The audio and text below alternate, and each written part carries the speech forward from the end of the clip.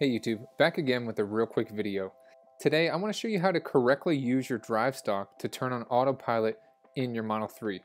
So if you own a Model 3, you're really familiar with the drive stalk in putting it into drive and making a full click to go down. But what about when you're on autopilot and you want to engage autopilot by pulling the drive stalk down 2 times? Do you need to pull it down as far as you do to put it in drive? The answer is no. So if you have a Model 3, look at your drive stalk and play around with it a little bit. There's some play in between pulling it all the way down and pushing it up to go into reverse. There's a little bit of play in between, and that's where you can toggle in between turning autopilot off and turning autopilot on. Notice the difference in these clips and how much more the drive stalk moves up and down and putting the car into drive or reverse. There's no need to fully click down or fully click up.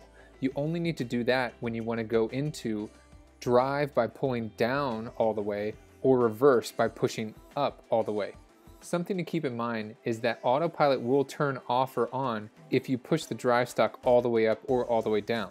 I think over several years, if you're pushing the drive stalk all the way up and all the way down repeatedly, it's probably very likely that that is the thing that's going to fail first on your vehicle. Because not only do you use it for autopilot, but you also use it to put it in drive and reverse. So it's one of the most used items on your car and something that you definitely don't want to fail because you won't be able to drive the vehicle.